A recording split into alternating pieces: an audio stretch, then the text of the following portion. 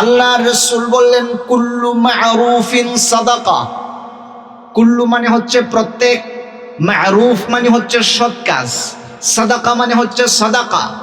এইবার এই হাদিস থেকে আমরা বুঝলাম টাকা পয়সা আল্লাহর রাস্তায় দেওয়া এটা তো এক নাম্বার সাদাকা। এছাড়াও আরো 4 প্রকারের সাদাকার কথা হাদিসে এসেছে। এর মধ্যে 1 নাম্বার সাদাকা হলো এই 5 প্রকারের ভিতরে যেটা 2 নাম্বার। 1 নাম্বার হলো টাকা পয়সা দেওয়া, এই বিষয়ে ডিটেলস আমি বলবো। 2 নাম্বার যেটি বললাম সেটা হলো কুল্লু মা'রুফিন সাদাকা, প্রত্যেকটা ভালো কাজ এটা হলো সাদাকা। এবার আপনি চিন্তা করেন, গভীর রাত, শীতের রাত, অনেক বড় রাত। আপনি ভাবলেন যে এত লম্বা রাত, ইশারের নামাজের পর খেয়ে দিয়ে শুয়ে পড়লেন, 4 ঘন্টা ঘুমানোর পর শেষ রাতে উঠে 2 রাকাত তাহাজ্জুদের নামাজ পড়লেন। এই হাদিস অনুযায়ী এই যে অতিরিক্ত 2 রাকাত নামাজ আপনি পড়লেন, এটাও আপনার পক্ষ থেকে সাদাকা। আল্লাহু আকবার পড়েন। সাদকা বিষয়টা ছোট না ব্যাপক? ব্যাপক। আমরা কয় ধরনের সাদকার কথা বলবো? 5 ধরনের। মোট কয় ধরনের? 5 ধরনের। এর মধ্যে 1 নাম্বারই হচ্ছে টাকা পয়সা সদকা করা। এই ব্যাপারে আরো ডিটেলস বলবো, তার আগে আরো 4 প্রকারের সদকা যে আছে সেটা বলতেছি। এর মধ্যে একটা গেল প্রত্যেক ভালো কাজ সদকা। রাতের বেলায় উঠে তাহাজ্জুদ পড়লাম, এটা কি? আবার দেখবেন সকালবেলায় অনেক মুরব্বী বাবাজিরা আছে ফজরের নামাজের পরে কোরআন তেলাওয়াত। এই যে কোরআন তেলাওয়াত ফজর পরে উনি পড়লেন, এটাও হলো সাদাকা। কিন্তু দুঃখের বিষয়, আগেকার মুরব্বীদের কোরআন শরীফ তেলাওয়াত নিজেরা করতেন, ঘরে পুত্রবধূ থাকলে তাদেরকেও তেলাওয়াতে বাধ্য করতেন, স্ত্রী তাদেরকেও তেলাওয়াতে বাধ্য করতেন। আজকে মুসলমানদের ঘরে ঘরে আল্লাহর কোরআন আছে বটে, কিন্তু কোরআনের তেলাওয়াতকারী নাই। এজন্য আজকে মুসলমানরা সব জায়গায়, পৃথিবীর বিভিন্ন ভূখণ্ডে তারা নির্যাতিত, নিপীড়িত, নিষ্পেষিত। একজন বড় পার্লামেন্ট মেম্বার, খ্রিস্টান মেম্বার, উনি বলেছিলেন, so long as the Muslim have the Quran, we will be unable to dominate them. We must take it from them or make them losses either love of it. মুসলমানদের যতদিন কোরআন থাকবে ততদিন তারা পৃথিবী শাসন করবে, আর যেদিন থেকে মুসলমানরা কোরআন ভুলে যাবে সেদিন থেকে অন্য জাতি মুসলমানদেরকে ডমিনেট করবে। আমরা মনে করি গোটা বিশ্বময় মুসলমানদের সংখ্যা বাড়তেছে, কিন্তু আমরা কেন নির্যাতিত হচ্ছি, নিষ্পেষিত হচ্ছি? আমি বলবো, ওই যে আমরা কোরআনে রেখেছি বটে, কিন্তু কোরআন আসলে অন্তরে ধারণ করি না। কথা বলেন ঠিক কিনা? কোরআনের তেলাওয়াত বাড়তেছে না কমতেছে? আর জনগণ বাড়তেছে না কমতেছে? মুসলমানের সংখ্যা বাড়তেছে, কিন্তু কোরআন তেলাওয়াতের সংখ্যা কমতেছে। মুরব্বীদেরকে জিজ্ঞেস করেন, আগে ফজরের পরে হাঁটলে 2-1 ঘর পর পরই কোরআন তেলাওয়াতের আওয়াজ শোনা যেত, আর এখন গোটা গ্রাম খুঁজবেন খালি নাক ডাকার আওয়াজ শোনা যায়। কিভাবে পরিবর্তন হবে বলেন? এজন্য আপনারা মুরব্বীরা এখনো কিন্তু জীবিত আছেন, কিন্তু আগের মতো ক্ষমতা আর এখন আপনাদের নাই। পরিবারের মধ্যে আপনাদের আর ওই খবরদারিতা নাই। এর অন্যতম কারণ হচ্ছে আপনি শুধু আপনার নিয়ে টেনশনে আছেন, ছেলে মেয়ে নিয়ে আখিরাতের আর কোন টেনশন করেন না। টেনশন একটা করেন, কেমনে বিদেশ পাঠানো যায়, কিভাবে বিদেশের টাকাগুলো দেশে আনা যায়, এইভাবে বিল্ডিং কয়তলা করা যায়, ফাউন্ডেশনটা কোন সিমেন্ট দিয়ে করলে ভালো হবে, এই নিয়ে মহা টেনশন। কিন্তু আগের মুরব্বীদের মতো করে আপনার পরিবার পরিজনের আখিরাতের টেনশন কমে গেছে। আমি কি ভুল বললাম? এজন্য আমার মুরব্বী বাবাজিরা, পরিবারের কর্তা যারা আছেন, আজকে থেকে ওয়াদা করেন মনে মনে, আগামী 1 সপ্তাহের মধ্যে ঘরে বুঝাবেন, নিজে আমল করবেন, ফজর পরে তেলাওয়াত করবেন। মনে রাখবেন, আপনি তেলাওয়াত করলেন, আপনার পরিবার পরিজনকে তেলাওয়াত করানোর জন্য উৎসাহিত করলেন, এটা হবে আপনার পক্ষ থেকে দ্বীনের রাস্তায় সাদাকা। এটা এমন এক সদকা, সাদকায়ে জারিয়া। আল্লাহ রাসূল বলেন 3 ধরনের সদকা আছে, 3 ধরনের ভালো কাজ আছে, যেটা দুনিয়াতে কেউ যদি রেখে যায় মরণের পরেও তার সওয়াব জারি থাকে, আর না হয় মানুষের আমল নামা কেটে দেওয়া হয় মরার সাথে সাথে। এর মধ্যে একটা হলো নেককার সন্তান, আল আমালুস সালেহ, ওয়ালাদুন সালেহ, এর মধ্যে একটা হলো ওয়ালাদুন সালেহ, কেউ যদি নেককার সন্তান পৃথিবীতে রেখে যেতে পারে, সন্তান তেলাওয়াত করলো, বাবা যে শিখায় গেছে, সন্তান তেলাওয়াত করলো, মা যে শিখায় গেছে, সন্তান নামাজ পড়লো, দাদা যে বলে গেছে, এইবার দাদার কথা মতো বাবার কথা মতো সন্তান যে কয়েকটা নামাজ আর তেলাওয়াত করলো, এটা সদকায়ে জারিয়ার সওয়াব দাদার বাবার কবরে চলে যাবে। এজন্য আমার খিদুরপুর গ্রামের বাসী আপনাদের প্রতি উদাত্ত আহ্বান, গোটা বাংলাদেশের মাহফিলের জগতে আপনারা একটা নতুনত্ব নিয়ে এসেছেন, প্রশ্নোত্তর পর্ব। ঠিক অনুরূপ ভাবে আপনার মসজিদ কমিটি যারা মুসল্লিদের আসে এদেরকে আলাদাভাবে তালিমের ব্যবস্থা করেন, হিসাব নেন, কমিটির হিসাব নেন যে আজকে নামাজের পরে ফজরের পরে গতকালকে তেলাওয়াত করে হয়েছে নাকি। যদি কোরআনের প্রতি যদি ভালোবাসা বেড়ে যায়, মনে রাখবেন কোরআনের প্রতি মোহাব্বত বাড়া মানে আল্লাহর রাস্তায় দ্বীনের প্রতি এক ধাপ এগিয়ে যাওয়া। গোটা পৃথিবীর সব বিজ্ঞানীরা বলেছে we can never say that any theory is final or corresponds absolutely truth, because at any moment the new facts may be discovered and compel us to abandon it. গোটা পৃথিবীর সব বিজ্ঞানীদের থিওরি আজকে একটা কালকে আর একটা চেঞ্জ হয়, কিন্তু একমাত্র আল্লাহর কোরআন যা ১৫০০ বছর আগে যেমন ছিল এখনো তেমনই আছে, কিয়ামত হয়ে যাবে, একটা অক্ষরে রদবদল হবে না। কথা বলেন ঠিক কিনা? এটা হচ্ছে কোরআন। এজন্য কোরআনের প্রতি সন্তানদেরকে ভালোবাসা বাড়ানো দরকার। মনে রাখবেন, আপনি পড়লেন, সন্তানদেরকে পড়ালেন, সমান সমান সদকার সওয়াব। আল্লাহু আকবার বলেন। এইবার বুঝেন, কোরআন শরীফে এবং ইসলামের মধ্যে টাকা পয়সা ছাড়াও সদকা আছে আরো ৪ ধরনের। এর মধ্যে এক ধরনের অতিরিক্ত যে ৪ ধরনের মধ্যে একটা গেল, সেটা হলো আল আমালুস সালিহা।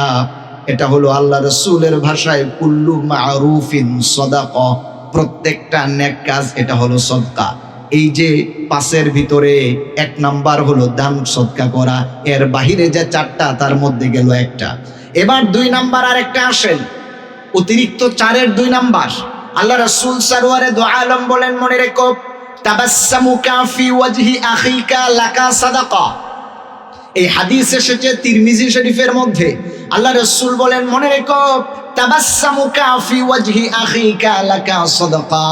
শুধু টাকা পয়সা দিলেই সদকা হয় না। ২ ভাই, মুসলমান ভাই, রাস্তায় দেখা হয়ে গেল, তুমি তোমার ভাইয়ের সাথে কথা বলার আগে যে সালাম দিলা, এরপরে মুচকি হেসে তোমার ভাইয়ের সাথে যে তুমি কথা বললা, এই যে মুচকি হাসি দিয়েছো, এই মুচকি হাসি দেওয়াটাও তোমার পক্ষ থেকে সদকা। চিল্লায় বলেন আল্লাহু আকবার। একবার ভাবছেন, একবার কল্পনা করেছেন যে এটাও সদকার সওয়াব, এটাও দ্বীনের রাস্তায় সদকার সমান সওয়াব? আমরা কোনোদিন এটা ভাবিনি।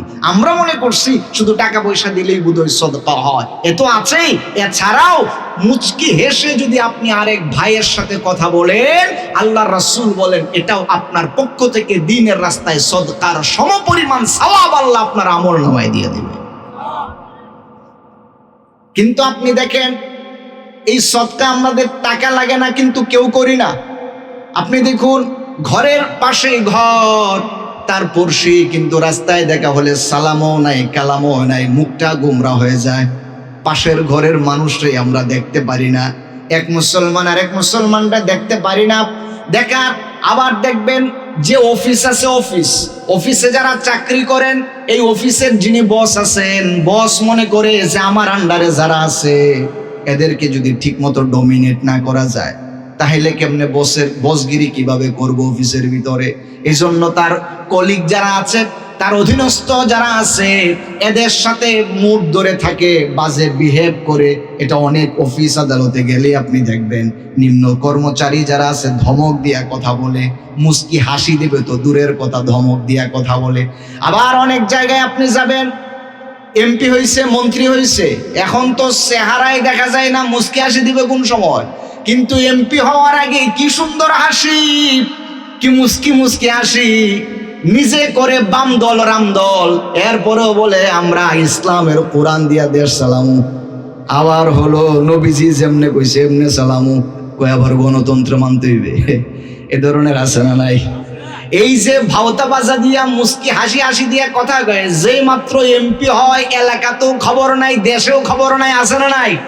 দেশের সম্পদ সব বিদেশে চলে যায়।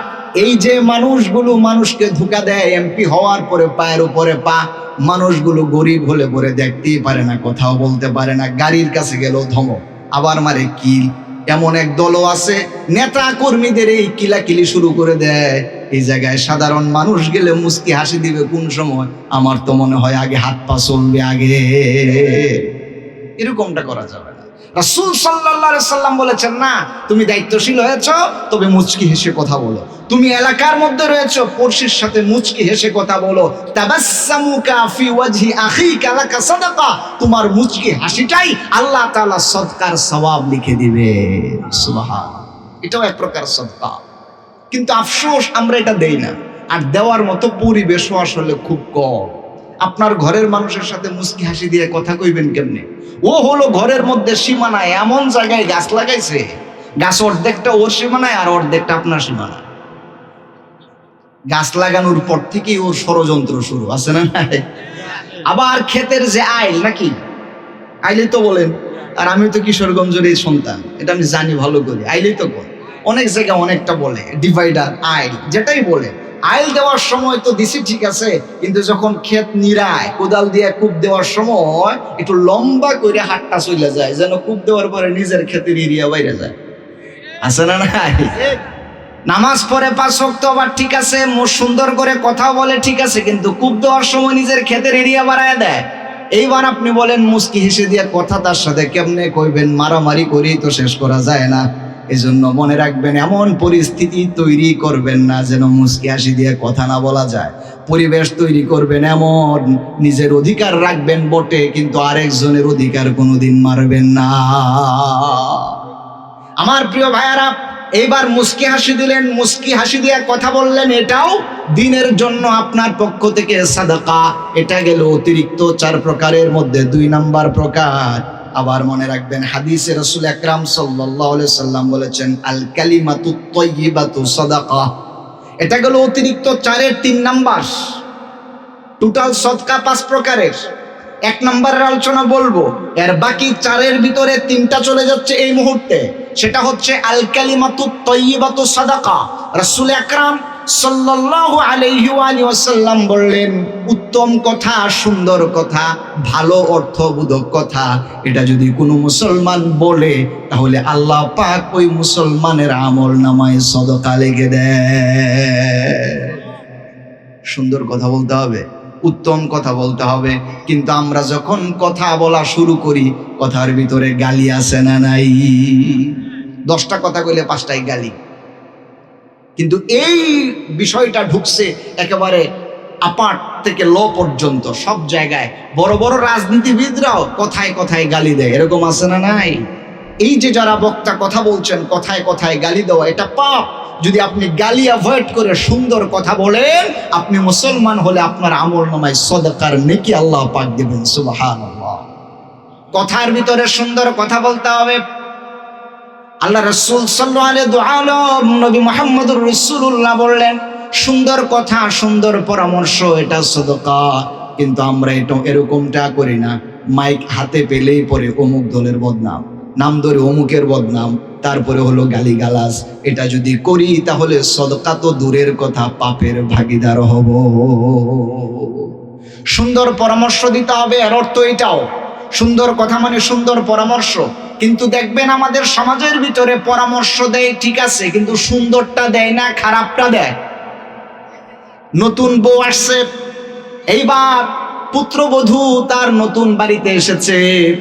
এইবার পাশের বাড়ির মহিলা যে আছে, বয়স হয়েছে 40-50, মানে ওর বিয়ে হয়েছে আরো 20-25 বছর আগে, কিন্তু এখনো কুটনামি যায় নাই। নতুন বাড়িতে বউ আসছে, এবার আয়েশা জিজ্ঞাসা করে, ভাবি আপনার ছেলের তো বিয়ে করাইছেন? হয়তো বিয়ে করাইছে। দিছে কি? কিছু দেয় নাই। হাই বলেন কি? আমাদের বাড়ির পাশে অমুকের বিয়ে যে হয়েছে, একটা খাট দিছে, একটা পালং দিছে, আর হলো এই ফ্রিজও দিছে, আপনারা কিছু দেয় নাই। আপনি কোন জায়গায় বিয়ে করেছেন? মনে হয় মেয়ের বাড়ির মানুষ গরিব, কি সুন্দর পরামর্শগুলো দিতেছে, দেখছে। এরপরে বলতেছে এইভাবে বইয়া থাকলে হইবে, কথা চালাইতে হবে, আর না হয় ঘরে কিছু ঢুকবে না। এইবার কথা কেমনে চালাইতে হবে বুদ্ধি দেয়। কথায় কথায় বউরে ফাউল ধরবেন, রাতের বেলায় ঘুমাইতে গেলে এটা কইবেন, সকালবেলা উঠতে গেলে এটা কইবেন, এরপরে ওইটা দিয়ে খুঁটা দিবেন, ওইটা দিয়ে খুঁটা দিবেন, দেখবেন আস্তে করে খাটও ঢুকবে, পালংও ঢুকবে। এরকম মানুষ আছে না নাই? এই যে খুঁটনামি শুরু হয়, কুপরামর্শ।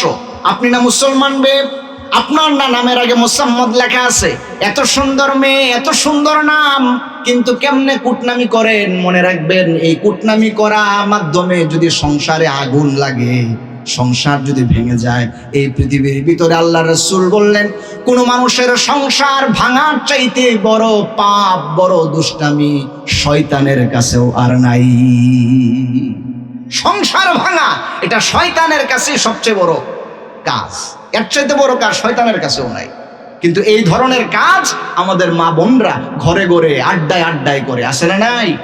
আমাদের মা বোনদের এটা ঠিক হতে হবে। মনে রাখবেন, আপনি এটা না করে আপনি যদি সুন্দর পরামর্শ দেন, নতুন বউ আসছে তো এবার আগেই বলতেছেন ভাবি বউ আসছে, আপনি যেরকম সকালে তেলাওয়াত করেন আপনার বউরে কিন্তু অভ্যেসটা করেন, আস্তে আস্তে যেন সকালবেলায় তেলাওয়াতটা করে। এই যে পরামর্শটা দিয়ে গেছে এটা হচ্ছে সদকা। আল্লাহু আকবার করে।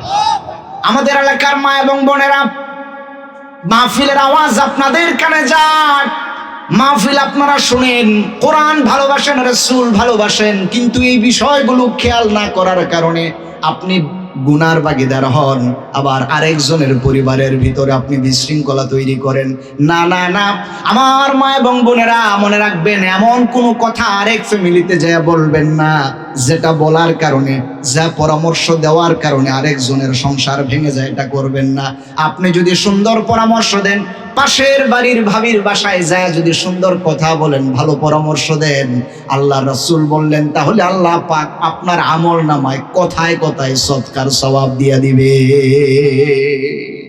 এটা হচ্ছে হাদিসের ভাষায় ওয়াল কালিমাতু তাইয়্যিবাতু সাদাকা, সুন্দর কথা বলা সাদাকা। আবার চূড়ান্ত 4 নাম্বার, 5 নাম্বারের অতিরিক্ত, যেটা 1 নাম্বারের অতিরিক্ত 4টা যেটা বললাম, এর 4 নাম্বার হলো রাসূল বললেন ওয়াতুবিতুল আযা আনিত তরিকি সাদাকা। কোন মানুষ যদি মানুষের রাস্তায় হেঁটে যাওয়ার যে পথ, এই পথ থেকে যদি কষ্টদায়ক কোনো বস্তু সরায়া দেয়, মানুষের চলাচলের রাস্তাকে সহজ করে দেয়, তাহলে আল্লাহ পাক ওই মুসলমানের আমল নামায় সদকার সওয়াব দিয়ে দেয়।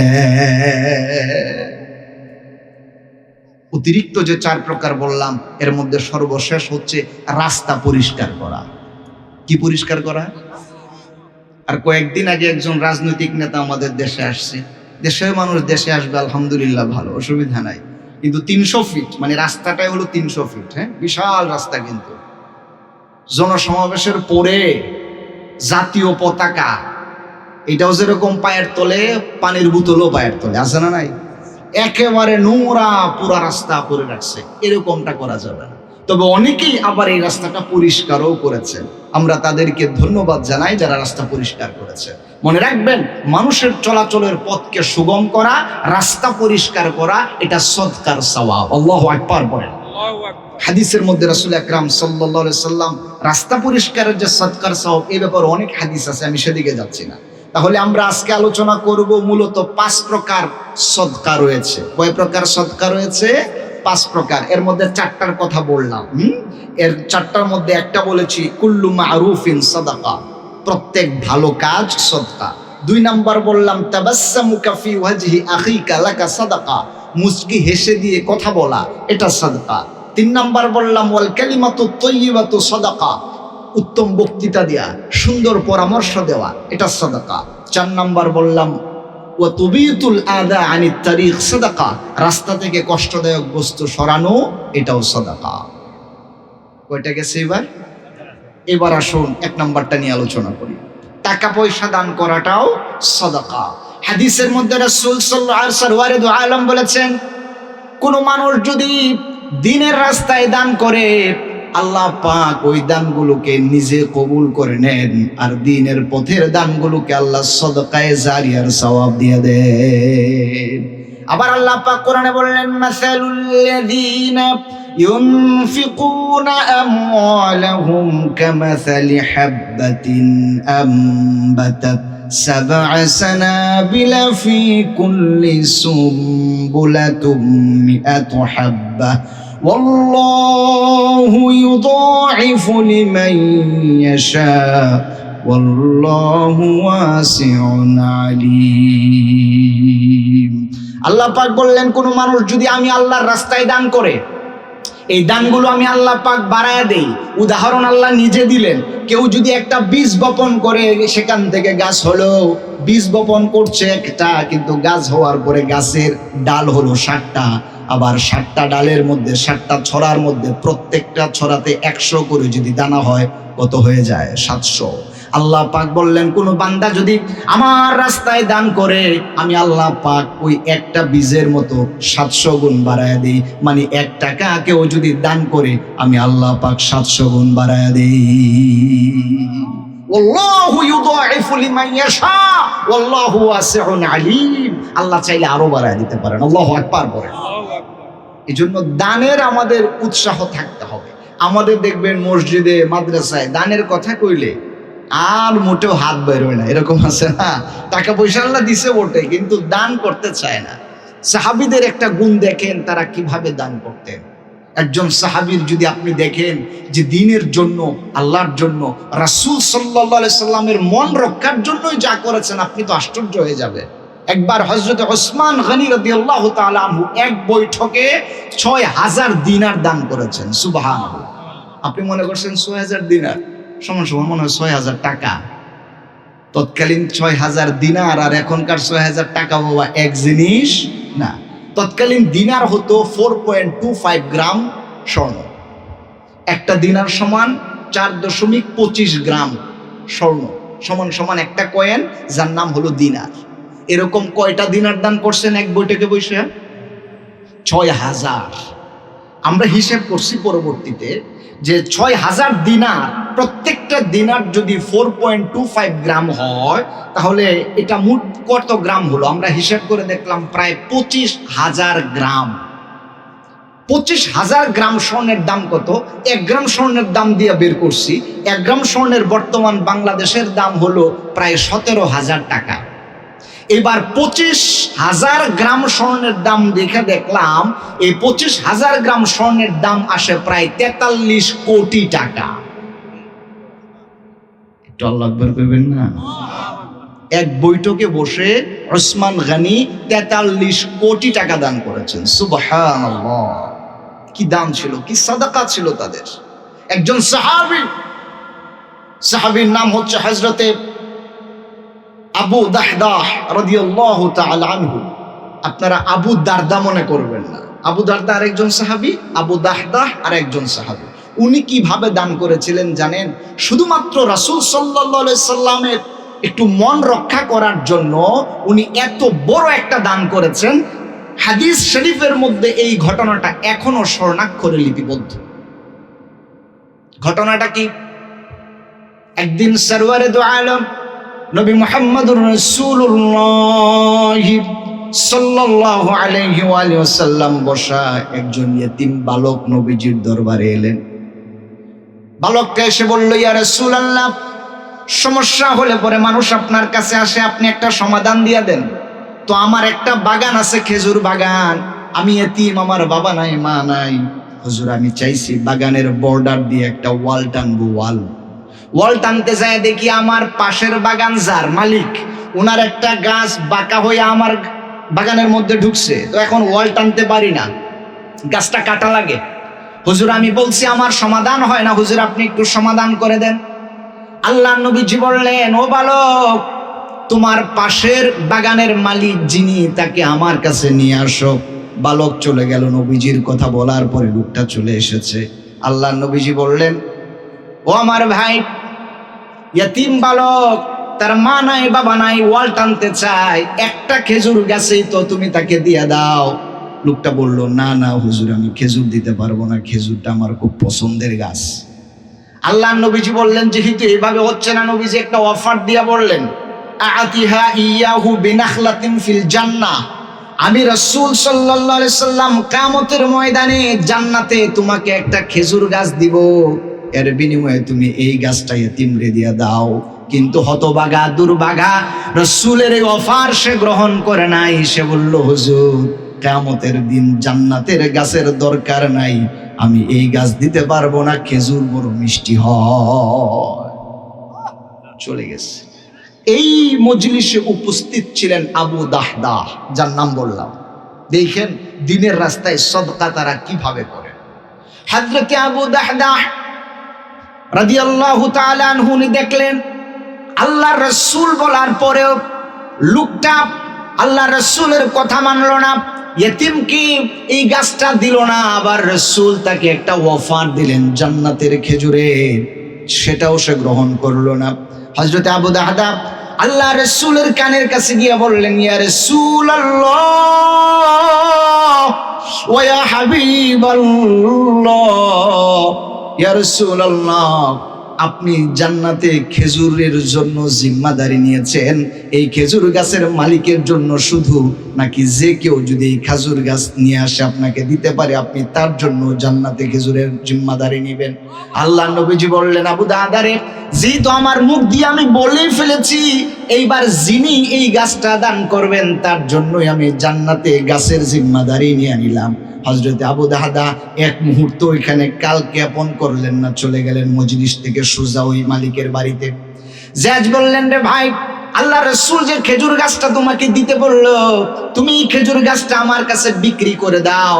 লোকটা বলল, বেটা তুমি কি বোকা হইছো নাকি? দেখো না রাসূলকেই দিলাম না, এই গাছ আমি বিক্রিও করব না। হযরত আবু দাহদাহ বললেন, ভাই খেজুর গাছের মূল্য আমি বাড়ায়া দিব। কতটুকু বাড়ায়া দিবা? আমার একটা খেজুর বাগান আছে, তুমি জানো? কহ জানি তো। আমার খেজুর বাগানের মধ্যে খেজুর গাছ আছে 600 খেজুর বাগানের গাছ, 600 গাছ একটা খেজুর বাগানে, কত বিশাল খেজুর বাগান। ওই খেজুর গাছের যে বাগান আমার রয়েছে, ওই বাগানের ভিতরে একটা কূপ আছে, তুমি তো জানো? কহ তাও জানি। তৎকালীন সময়ে কূপ মানে বিশাল কিছু, অনেক বড় জিনিস, সচরাচর পানি পাওয়া যাইত না। কূপ থাকা মানে অনেক বড় লোকের ব্যাপার। খেজুর গাছ বাগান সাথে কূপও আছে। বললো, আমার ওই খেজুর বাগানের ভিতরে 2 তলা বাড়িও আছে, এখানে আমি থাকি, জানো তো? কহ জানি। হযরত আবু দাহদাহ বললেন, ভাই রে, আমি আল্লাহর কসম খেয়ে বললাম, তুমি যদি আমার ওই খেজুর গাছটা দিয়া দাও, তাহলে এই খেজুর গাছের বিনিময়ে আমি 600 খেজুর গাছের বাগান, কূপ আর বাড়ি সুদ্ধা তোমারে দিয়া দিব। হযরত আবু দাহদাহ এই কথা বলার পর লোকটা বলল, তুমি কি সত্য বলেছো নাকি? কহ সত্য বললাম। কথা যদি ঘুরায় নাও, সাক্ষী নিয়ে আসো। সাক্ষী নিয়ে আসা হলো। এইবার সাক্ষীর সামনে হযরত আবু দাহদাহ একই কথা যখন ঘোষণা করলেন, এইবার গাছের মালিক বলল, ঠিক আছে, তাহলে আমার এই খেজুর গাছ আমি তোমাকে দিয়া দিলাম। লোকটা এবারে এক দৌড়ে চলে এলো হযরত আবু দাহদাহ রাসূলুল্লাহর দরবারে, এসে বলল, আসসালামু আলাইকা ইয়া রাসূলুল্লাহ, আসসালামু আলাইকা ওয়া ইয়া হাবিবাল্লাহ, ইন্নী ক্বাদ বি'তু আন-নাখলাতা বিহাইতি। ইয়া রাসূলুল্লাহ, আমি খেজুর গাছটা কিনে নিয়েছি আমার বাগানের বিনিময়ে। ফাতিহা আইয়ুহা শাউ। ইয়া রাসূলুল্লাহ, এবার আপনি চাইলে খেজুর গাছ যে কাউকে দিতে পারবে। আল্লাহ রাসূল বললেন, ঠিক আছে, এতিমকে ডাকো। এতিম বাচ্চা চলে এলো। আল্লাহ রাসূল বললেন, ও এতিম বাচ্চারে, যে খেজুর গাছের জন্য তোমাকে ওয়াল দিতে দেয় না, খেজুর গাছের মালিক হলাম এখন আমি রাসূলুল্লাহ, তোমাকে খেজুর গাছ দিয়া দিলাম। এইবার তুমি খেজুর গাছ কাটতেও পারো, রাখতেও পারো, এটা তোমার ইচ্ছা। আল্লাহ রাসূল এবার হযরত আবু দাহদাহ ওনার দিকে তাকালেন আর মুচকি হেসে বললেন, কাম মিন ইযকিন দারাজিন বিআবি দাহদাহ ফিল জান্নাহ। ও আবু দাহদাহ রে, কোনো টেনশন করো না, কোনো চিন্তা করো না। আমি রাসূলুল্লাহ তো তোমার জন্য একটা খেজুর গাছের জিম্মাদারি নিয়েছিলাম। আমি রাসূল দেখতে পেয়েছি জান্নাতের বহু খেজুর গাছ তোমার মালিকানায় আসার জন্য উদ্গ্রীব হয়ে আছে। আল্লাহু আকবার। আর চিল্লায়ে বলেন আল্লাহু আকবার। কি ত্যাগ, ইসলামের জন্য কিভাবে সদকা করতেন, কিভাবে দান করতেন। দেখেন এই হাদিসের শেষাংশের মধ্যে এসেছে হযরত আবু দারদা এইবার প্রতিদিনের মতো বাড়িতে গেলেন, কিন্তু বাগানের ভিতরে আর ঢুকলেন না। বাগানের বাহিরে যে ওয়ালটা ছিল ওখানে দাঁড়ায় স্ত্রীকে সালাম দিলেন। ঘরের ভিতরে স্ত্রী কাজে ব্যস্ত ছিল। স্ত্রী বলল, প্রাণের স্বামী রে, প্রতিদিন আপনি ঘরের ভিতরে ঘরের দরজায় এসে আপনি সালাম দেন, আজকে বাগানের বাহিরের দরজায় দাঁড়ায় সালাম দিচ্ছেন কেন? হযরত আবু দারদা বলল, এই বাগান আমি বিক্রি করে দিয়েছি। ভিতর থেকে স্ত্রী বলল, আমার প্রাণের স্বামী, কোথায় বিক্রি করলেন, কার কাছে বিক্রি করলেন? হযরত আবু দারদা বললেন, বি'তু বিনাখলাতিন ফিল জান্নাহ, এই বাগানটা আমি জান্নাতের খেজুর গাছের বিনিময়ে আল্লাহর রাসূলের কাছে চুক্তিতে আমি বিক্রি করে দিয়েছি। এই কথা শোনার পর আশ্চর্য হবেন, ঘরের ভিতর থেকে তার স্ত্রী জবাব দিয়া বললেন, ওয়াল্লাহি রাবিহাল বাইউ, কি চমৎকার ব্যবসা আপনি করলেন, আল্লাহর রাসূলের সাথে আপনার ব্যবসার ডিল হয়েছে। দুনিয়ার ভিতরে আপনি বাগান আপনি দান করেছেন, এর বিনিময়ে কিয়ামতের দিন আল্লাহর রাসূল আপনাকে জান্নাতের ভিতরে বাগান দিবেন। কি চমৎকার ব্যবসা আপনি করেছেন। আপনি একটু তাকায় দেখেন, এমন মহিলা কয়জনের ঘরের ভিতরে পাওয়া যাবে স্বামীর দ্বীনের এই সিদ্ধান্তের ভিতরে কতটুকু মেনে নেওয়ার ক্ষমতা আমাদের মা বোনদের আছে। আপনি বিশ্বাস করুন, হাদিস বলছি আপনাকে, হাদিস বানায়া বলছি না। এই মহিলা তখন বললেন, সাহাবী তার সন্তান একটা খেজুর খাচ্ছিলেন, মুখ থেকে খেজুর টেনে নিয়ে বললেন, বাচ্চারে আর খেজুর তুমি খাইতে পারবা না, কারণ এই খেজুর বাগানের বিনিময়ে আল্লাহর কাছ থেকে জান্নাতের ওয়াদা হয়েছে। সুতরাং এই গাছ ভূমি শুদ্ধা খেজুর বাগান বিক্রি হয়েছে, আর খেজুর খাওয়ার অধিকার আমাদের নাই। হযরত আবু দারদা বললেন, স্ত্রী গো, এই জন্য আমি আমার এই বাগানের ভিতরে ঢুকতেছি না, কারণ বাগান আমি বিক্রি করে দিয়েছি, এই বাগানে আর আমি ঢুকতেও চাই না। চিল্লায়া বলেন আল্লাহু আকবার। আমার প্রিয় ভাইরা, এই ছিল সাহাবায়ে কেরামদের সাদাকা দ্বীনের জন্য। মনে রাখবেন, এই দ্বীনের পথে সাদকা করার মতো এত বড় ফজিলত আর কোথাও নাই। সাহাবায়ে কেরামরা বুঝেছেন, আমরা বুঝি না। আল্লাহ রাসূল সাল্লাল্লাহু আলাইহি সাল্লামের এক হাদিসের মধ্যে এসেছে, এই পৃথিবীর ভিতরে সবচাইতে শক্তিশালী এবং কার্যকর বিষয় যেটি আল্লাহ পাক দিয়েছেন সেটি হচ্ছে সাদাকা। হাদিস আপনাকে বলছি, এই পৃথিবী যখন প্রথম সৃষ্টি হয়েছে তখন আল্লাহর সাথে ফেরেশতাদের একটা কথোপকথন হয়েছে। ফেরেশতারা ছিল পৃথিবীতে, আর আল্লাহর সাথে তাদের একটা কথোপকথন হয়েছে। এই হাদিসটা বলি যেটা সদকা সম্পর্কে। এই পৃথিবীতে উঁচু উঁচু পাহাড় আল্লাহ তৈরি করলেন। ফেরেশতারা পৃথিবীতে এসে বলছে, রব এত উঁচু উঁচু পাহাড় আপনি তৈরি করেছেন, মাশাআল্লাহ, কি বিশাল, কি মজবুত, কি পাহাড়। হ্যাঁ, আমাদের কিশোরগঞ্জ তো সমতল ভূমি, আমাদের অনেক ছেলেরাই পাহাড় দেখে নাই, তবে অনেকে এখন বিভিন্ন চ্যানেলের মাধ্যমে দেখতে পারে। আমি অনেক জায়গায় ঘোরার সুবাদে আলহামদুলিল্লাহ বাংলাদেশেরও বড় বড় পাহাড় কিছু আছে, কিন্তু রাঙামাটি, বান্দরবান, খাগড়াছড়ি অনেক উঁচু উঁচু পাহাড় আছে। প্রায় ২৭০০ ফিট উঁচু পাহাড়, যেটা সাজেক, অনেকেই যায় ঘুরতে। আকাশের যে মেঘ উড়ে, ওই মেঘেরও উপরে এই পাহাড়ের চূড়া। আল্লাহু আকবার, বিশাল উপরে, ওখানে উঠেছি, উঠতেই ৩-৪ ঘন্টা সময় লাগে শুধু গাড়িতে, এরকম উঠতে। ওই বিশাল এই পাহাড়, ফেরেশতারা বলল যে রব এত উঁচু উঁচু পাহাড়, হ্যাঁ, তাজিংডন বাংলাদেশের পাহাড়, এর চাইতে বড় পাহাড় তো আছে, এভারেস্ট আছে, হিমালয় আছে। তো এখন ফেরেশতারা বলছে, রব এত উঁচু উঁচু পাহাড় আপনি তৈরি করেছেন, হাল মিন খালকিকা আশাদ্দু মিনাল জিবাল, রব এই পাহাড়ের চাইতে শক্তিশালী কি আরো কিছু আছে আপনার এই দুনিয়াতে? আল্লাহ পাক বললেন, নাম ওয়া হুয়াল হাদিদ, পাহাড়ের চাইতেও শক্তিশালী জিনিস এই পৃথিবীতে আমি আল্লাহ রেখেছি, তার নাম হলো লোহা। লোহা হচ্ছে এমন শক্তিশালী এক পদার্থ, বড় লোহার কণা দিয়া যদি পাহাড়কেও আঘাত করা হয়, পাহাড়ও ভেঙে যাবে। আল্লাহু আকবার বলে। ফেরেশতারা বলল, রব হাল মিন খালকিকা আশাদ্দু মিনাল হাদিদ, ও আমার রব এই পৃথিবীতে আপনি লোহার চাইতেও বেশি শক্তিশালী কিছু তৈরি করেছেন নাকি? আল্লাহ বললেন, নাম ওয়া হুয়ান নার, আগুন আমি আল্লাহ পাক পৃথিবীতে দিয়েছি। আগুন দিয়া যদি লোহার উপরে রাখা হয়, লোহা পানির মতো গলে যায়। ফেরেশতারা বললেন, রব হাল মিন খালকিকা আশাদ্দু মিনান নার, আগুনের চাইতে শক্তিশালী পৃথিবীতে কিছু আছে নাকি? আল্লাহ পাক বললেন নাম ওয়া হুয়াল মা, এটা হলো পানি। কোনো আগুনের মধ্যে যদি পানি ঢেলে দেওয়া হয় আগুন নিমিষেই নিভে যায়। ফেরেশতারা বলল রব হাল মিন খালকিকা আশাদ্দু মিনাল মা, পানির চাইতে বেশি শক্তিশালী কিছু আপনি তৈরি করেছেন নাকি? রব বললেন বালা ওয়া হুয়ার রিহ, বাতাস। এই পৃথিবীর ভিতরে পানির চাইতে শক্তিশালী বাতাস। প্রচন্ড প্রচন্ড বাতাস যখন শুরু হয় দেখবেন ঘর বাড়ি সব ভেঙে চুরমার, বিল্ডিং গুলো ধসে পড়ে, বাতাসে বড় বড় লঞ্চ স্টিমার গুলো উল্টে যায়। প্রচন্ড শক্তি হলো বাতাসের। আল্লাহ বললেন সবচাইতে ভারী জিনিস এই পৃথিবীতে পাহাড়, পাহাড়ের চাইতে শক্তিশালী হাদিদ লোহা, লোহার চাইতে আগুন, আগুনের চাইতে পানি, পানির চাইতে বেশি শক্তিশালী হলো বাতাস। আবার আল্লাহ পাককে ডেকে বললেন রব হাল মিন খালকিকা আশাদ্দু মিনার রিহ, বাতাসের চাইতে আরো বেশি শক্তিশালী কিছু আছে নাকি? রব বললেন নাম ওয়া হুয়াস সাদাকাতু লিবানি আদম, এই পৃথিবীর ভিতরে বনি আদম যদি সদকা করে, সদকার পাওয়ার এত বেশি, পাহাড়কে ধ্বংস করে দেয় লোহা, লোহাকে আগুন, আগুনকে পানি, পানিকে বাতাস, কিন্তু এই বাতাসের চাইতেও বেশি শক্তিশালী বনি আদমের সদকা।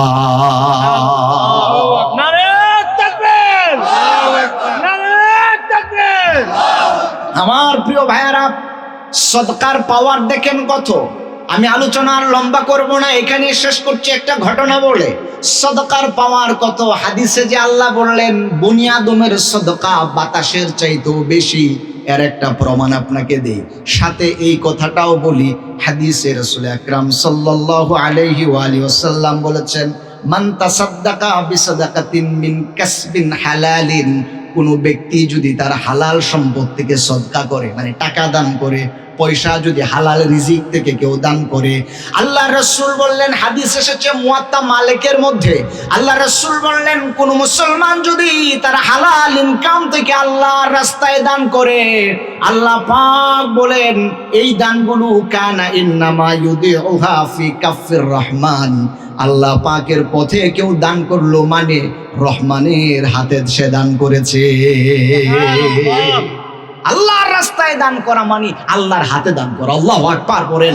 আল্লাহর রাসূল উদাহরণ দিয়ে এই হাদিসে বলেন, হাদিস এসেছে মুয়াত্তা মালিকের মধ্যে, মানুষ যেরকম টাকা পাইলে পরে জমায়া একটা ঘোড়া কিনে, ঘোড়া বাচ্চা দেয়, সেখান থেকে আরো বাচ্চা হয়, একটা উট কিনে, উটে বাচ্চা দেয়, সেখান থেকে আরো বাচ্চা হইয়া ব্যবসা বড় করে, ঠিক অনুরূপ ভাবে হাত্তা তাকুনা মিসলাল জাবাল, আল্লাহ পাক তিনিও মানুষের বনি আদমের সদকার টাকা রহমান নিজের হাতে রেখে এটা বাড়ান।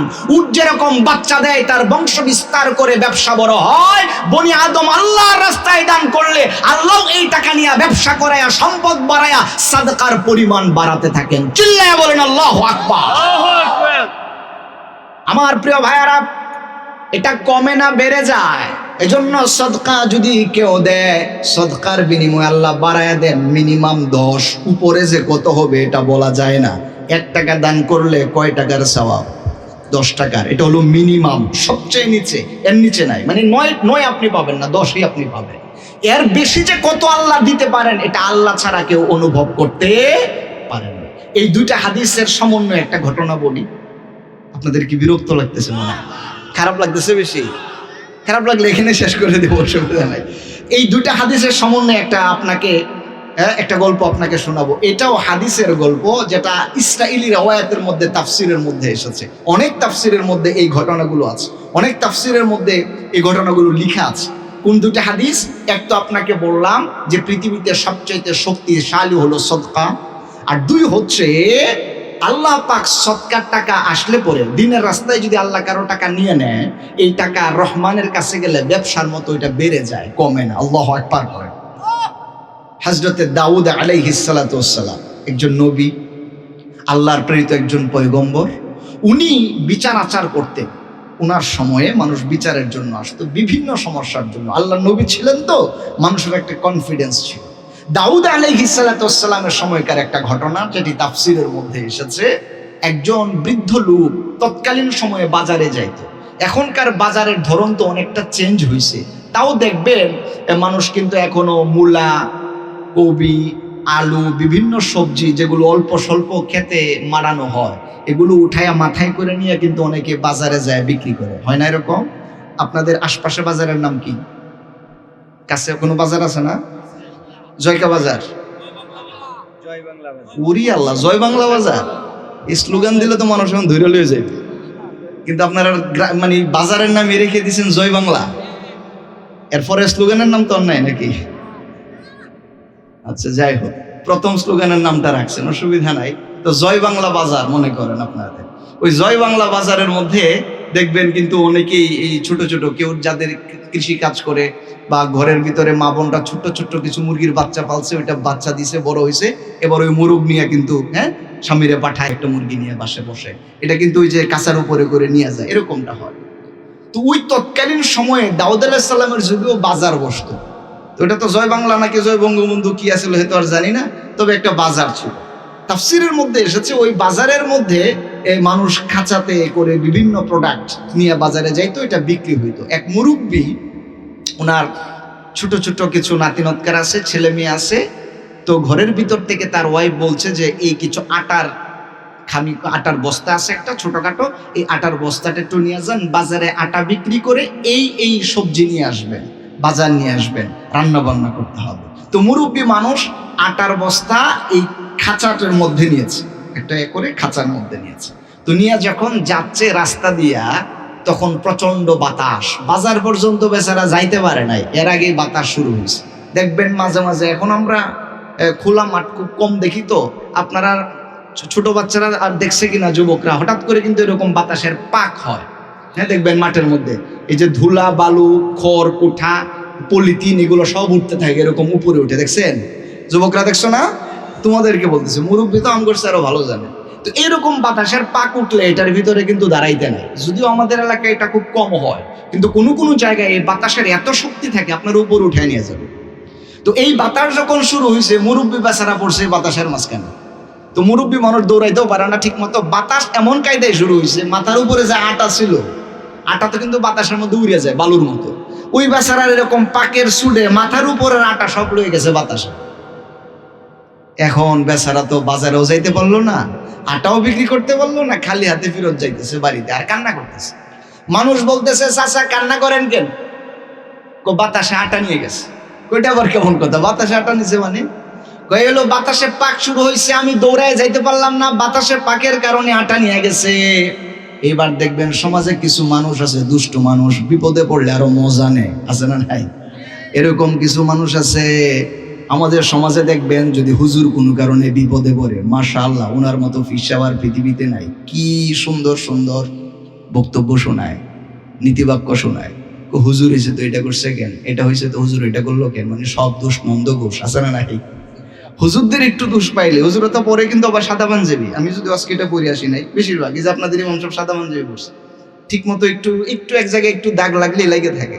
আর যারা প্যান্ট শার্ট পরে বেশিরভাগ হলো কালো টালা পরে, এগুলা দাগ লাগবে দূরের কথা, মাটি লেগে থাকলেও ঠিক মতো টের পাওয়া যায় না, আছে না?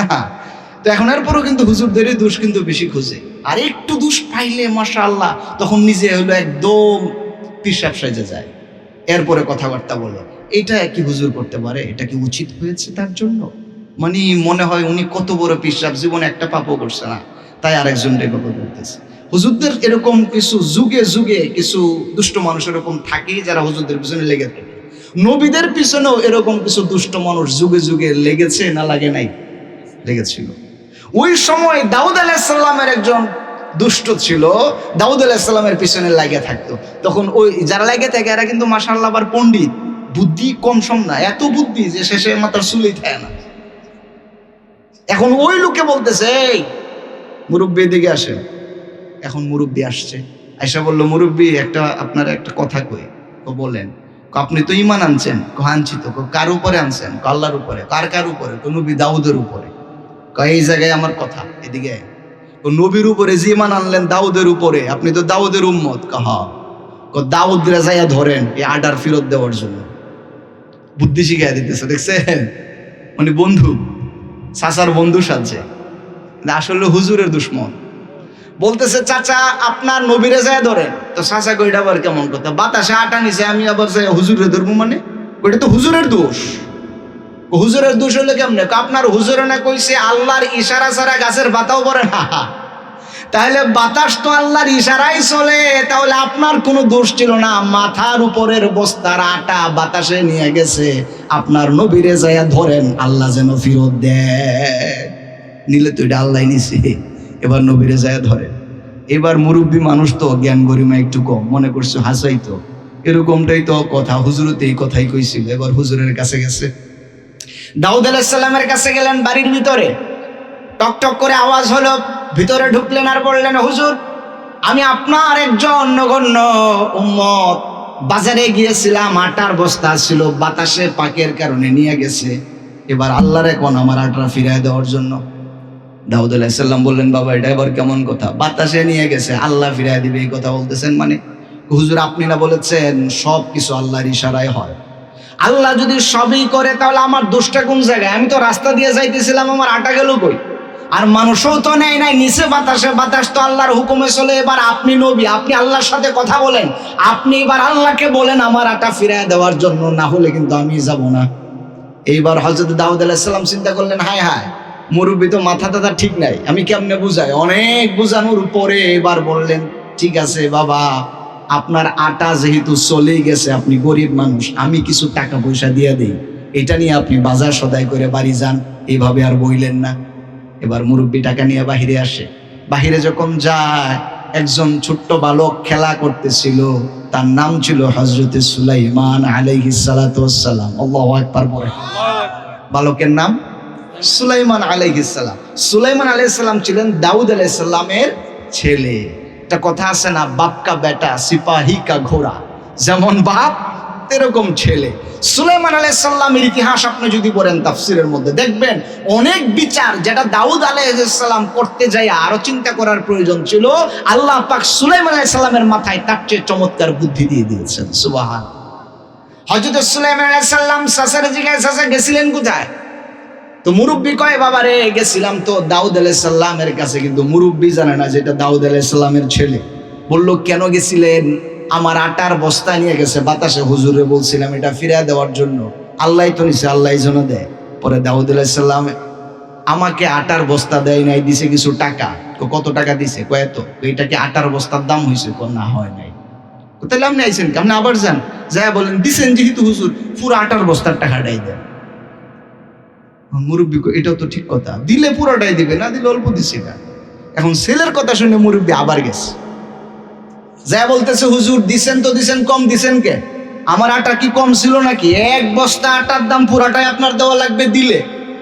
দাউদ আলাইহিস সালাম বললো, ব্যাপার কি, গেছিলেনই তো আবার আইলেন? কোনা পরামর্শ দিছে, পরামর্শ আসছে, আমার পুরোটাই লাগবে।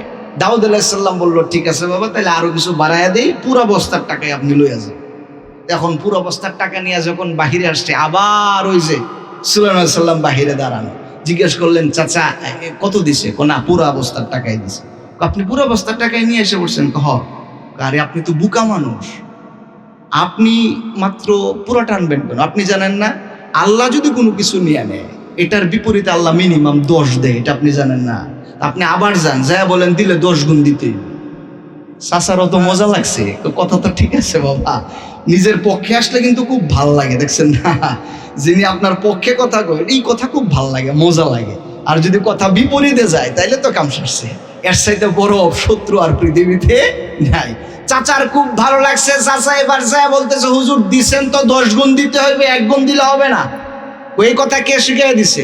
আপনার 10 গুণ লাগবে মানে? আপনি জানেন না আল্লাহ যদি কিছু নিয়ে নেয় তাহলে আল্লাহ মিনিমাম 10 গুণ দেয়। আপনি তো আল্লাহর পক্ষ থেকে কাজের সমাধান দিতেছেন, তাহলে আপনি কম দিবেন কেন? দিলেন 10 গুণ দেন। এবার পড়ছে বিপদে, বললো তোমারে পাঠাইছে, একটা বাচ্চা পাঠাইছে, ওরে নিয়ে আসো। দাউদ আলাইহিস সালাম বুঝছেন এই কাম সুলাইমান আলাইহিস সালাতু ওয়াস সালাম ছাড়া আর কেউ বলতে পারে না, ওরে নিয়ে আসো। এইবার চাচা যা বলতেছে, বাতিজা তুমিও চলো, আমি একা মামলা ডিল করতে পারতেছি না। সুলাইমান আলাইহিস সালাম এসেছেন, এসে বললেন, আব্বা আমি পাঠাইছিলাম। কেন পাঠাইলা বাবা? আব্বা আপনি তো জানেন আল্লাহ 1-এর বিনিময়ে 10 দেন, আপনি যে কম দিছেন এই জন্য আমি পাঠাইছি, আপনি যদি দেনই তাহলে 10 গুণ দেন। হযরত দাউদ আলাইহিস সালাম বললেন, কথা সত্য, কিন্তু 10 গুণ দেওয়ার মতো টাকা তো আমার নাই। কোথাইলে আপনি শুরু করছেন কেন? যিনি নিয়েছেন তিনিই তো দিবেন, আপনি একটু অপেক্ষা শুধু করেন। এই কথা চলতেছিল। এমন সময় কয়েকজন লোক হযরতে দাউদ আলাইহিস সালামের কাছে এসে নক করেছেন, ঘরের ভিতরে ঢুকলেন। ঢুকার পরে হযরতে দাউদ আলাইহিস সালাম বললেন, কেন এসেছেন? হুজুর, আমরা 3000 দিনার নিয়ে আসছি, কারে দান করবো আমরা বুঝতেছি না, আপনার কাছে টাকাটা রেখে যেতে চাই, আপনি উপযুক্ত গরিব দেখে দান করে দিবে। হযরত সুলাইমান আলাইহিস সালাতু ওয়াস সালাম এইবার ওনাদেরকে জিজ্ঞেস করলেন, আচ্ছা ভাই, আপনারা যে 3000 দিনার নিয়ে আসলেন, কারণ কি একটু ঘটনাটা খুলে বলেন। আপনারাও তো চাইলে দান করে দিতে পারতেন, কিন্তু এখানে কেন নিয়ে আসলেন? এইবার যে কয়েকজন এসেছিল ওনারা বলল, শোনো, আমি একজন জাহাজের নাবিক, আর আমার সাথে যে কয়েকজন সামনে আছে ওনারা হলেন একজন ব্যবসায়ী। আমরা একটা বড় জাহাজ নিয়ে ব্যবসার উদ্দেশ্যে অনেক দূরে গিয়েছিলাম। ব্যবসা করে যখন ফিরে আসতেছি অনেক টাকা করি আমাদের সাথে আছে। প্রচন্ড ঝড় শুরু হলো সমুদ্রের ভিতরে। আপনারা জানেন সমুদ্রের ঝড় এত মারাত্মক, ঢেউগুলো এত বড় হয়, বিশাল বিশাল জাহাজ পর্যন্ত ঢেউয়ের বাড়িতে তাদের পাটাতন ভেঙে যায়। মনে রাখবেন, সমুদ্রের যে খেলা চলে, এই খেলার সাথে মানুষের বুদ্ধিতে কুলায় না। গোটা পৃথিবীর ভিতরে স্থলভাগ হলো 1 আর 2 ভাগেই হলো পানি, কারণ পানির পরিমাণ বেশি। সেখানের পানির ভিতরে পরিমাণও যেরকম বেশি, আল্লাহর কুদরতও সেই জায়গায় বেশি। টাইটানিক বানাইছিল না, টাইটানিকের নাবিক মনে করছে, টাইটানিক যারা বানাইছে, যে এই পৃথিবীতে কোনো কিছুই আমার টাইটানিককে ধ্বংস করতে পারবে না। সমুদ্রে যখন টাইটানিক ছেড়েছে, এই টাইটানিকও আল্লাহ ডুবাইতে পারছেন না পারেন নাই? অহংকার করার কিছু নাই। সমুদ্রের ভিতরে আল্লাহ পাকের লীলা খেলা এমন চলে। লোকগুলো বলল, হুজুর, বিশাল ঢেউ ঝড়ের কারণে এমন ভাবে আছড়ে পড়লো, আমাদের জাহাজের পাটাতন ফেটে গিয়েছে, পানি ঢোকা শুরু করলো। পানি যখন ঢুকতেছে, পানি ঢোকার পরে নিচের অংশগুলো ডুবে গেছে। আমরা এই জাহাজের ভিতরে ছিলাম, এত দোয়া দুরুজ করতেছিলাম যে, রব, আপনি যদি আমাদেরকে এই বিপদে একটু বাঁচাইয়া দিতে পারেন, তাহলে আল্লাহ পাক আপনার রাস্তায় আমাদের সম্পদের একটা অংশ দান করে দিব। একজন বলল, আমি আল্লাহর রাস্তায় 1000 দিনার দান করব। আরেকজন বলল 1000 দিনার দান করবে। আরেকজন বলল, আমি 1000 দিনার দান করব। বিশ্বাস করুন হুজুর, এই দোয়া করার পর আমরা দেখলাম ঝড়ের ভিতরে কি জানি সাদা অনেকগুলো কিছু উড়ে আসতেছে। উড়ে আসার পরে যেগুলো পানির মধ্যে মিশে গেল, মিশে যাওয়ার পরে গ্লুয়ের মতো হয়ে গেছে, আটার মতো হয়ে গেছে। অটোমেটিক্যালি জাহাজের যেখানে ছিদ্র হয়েছিল ওই জায়গায় লেগে গেছে, আটার মতো, সুপার গ্লুর মতো লেগে যাওয়ার কারণে পানি আটকে গেছে। আল্লাহ পাক আমাদের নিরাপদে জায়গায় পার করে দিয়েছেন। ওই যে আমরা ওয়াদা করেছিলাম বাঁচলে 3000 দিনার দান করব, এটা নিয়ে এসেছি। মুরব্বি ডেকে বললে, হুজুর, তাইলে এটা মনে হয় আমার আটার বস্তা। আল্লাহু আকবার কোন। হযরত সুলাইমান আলাইহিস সালাতু ওয়াস সালাম আব্বাজানকে ডেকে বললেন, বাবারে, আমার মনে হয় আল্লাহ পাক ওই জায়গায় মনে হয় এই আটাগুলো কাজে লাগাইছে, আর ওরা নিয়ত করছে 3000 দিনার দান করবে। আল্লাহ বলছিলেন দান করলে সওয়াব বাড়ায় দেয়, যা ফেরত দিবে মিনিমাম 10 গুণ, না হয় আরো বেশি বাড়ায় দিবে। আমার মনে হয় আব্বাজান এই 3000 দিনারের হকদার এই গরিব মুরব্বি বাবাজি। আমার প্রিয় ভাইরা, হযরতে দাউদ আলাইহিস সালাতু ওয়াস সালাম উনি বললেন, বাবা, আমি যে তোমারে দিছিলাম এটাও ফেরত দাও। এবার উনি ফেরত দিছে, আর এর বিনিময়ে উনি 3000 দিনার দান করে দিলে। আমার প্রিয় ভাইরা, এটা হচ্ছে সাদাকা, যে আল্লাহর রাস্তায় দিলে আল্লাহ বাড়ান না কমান, বাড়ায় দেন। এটা হচ্ছে সাদকা। এজন্য আমার প্রিয় ভাইয়ারা, দিনের রাস্তায় যদি সাদকা আমরা করি, কখনো মন কার্পণ্য করে কিছু দিয়েন না। যা দিবেন ফিসাবিলিল্লাহ দিয়ে দিবেন। আর মনে রাখবেন, যাকে দিয়েছেন তিনি আল্লাহর জন্য আপনি দিয়েছেন। আর এই রব কোনোদিন আপনাকে ঠকাবেন না, তিনি কোনোদিন আপনাকে কম দিবেন না, মিনিমাম 10। আর এর বেশি যে কত হতে পারে এটা কেবল আল্লাহ পাক জানেন। সুবহানাল্লাহি ওয়া বিহামদি।